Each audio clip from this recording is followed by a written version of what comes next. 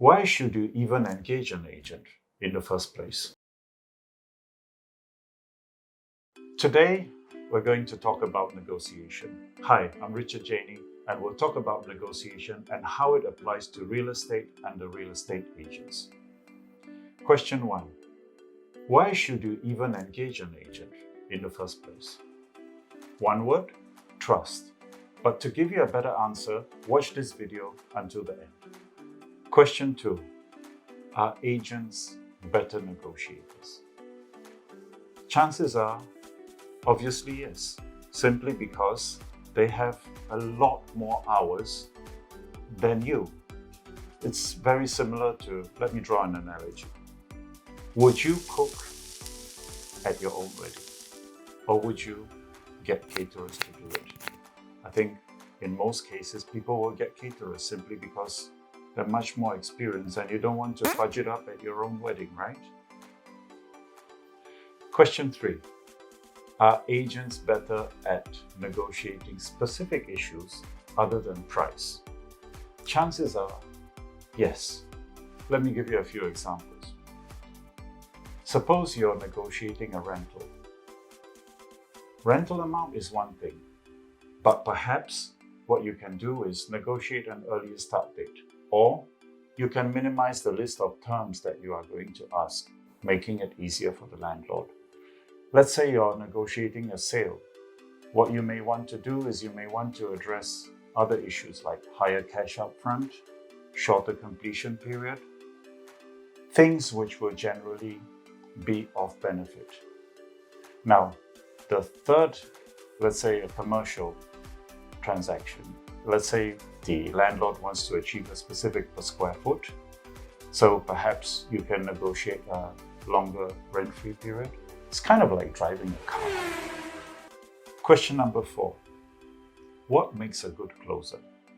So a good closer is someone who identifies an interest and can convert that interest into a buyer or a tenant effortlessly.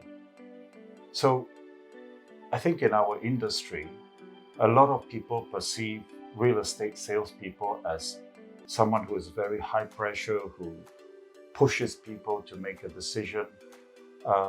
But that's not the mark of a professional salesperson. A professional salesperson is more of an advisory role. He advises, he gives pointers, and the person makes the decision on his own. So that is really the role of an agent. Question 5. So how much time does it take to negotiate and actually conclude a deal? Well, you need patience. Why?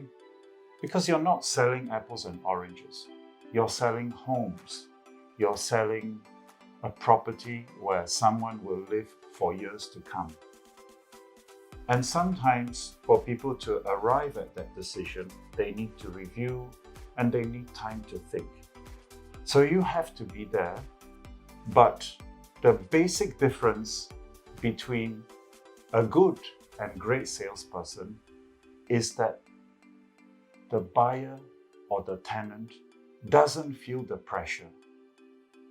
They will just naturally come to a conclusion that, yes, this is the actual house for me. Question 6. How often do emotions compromise deals? I would say almost always. And this is why it is a very good practice in our industry that when we show the house, it's actually better for the owners not to be around. Why? Because the potential buyer or tenant feels more at ease to address the issues, and they may pass certain negative comments, like they may not like the placement of furniture, they may say negative things about the curtains or the walls, and this may be offensive to the owner. And this is exactly what you want to avoid, because sometimes the person who makes the most comments is actually the one who is the most interested and ends up buying or renting the place. So leave it to the agent to handle. I hope I've answered some of your questions. And always remember, your agent has a fiduciary duty. That means of utmost good care and trust. I'm Richard Jany.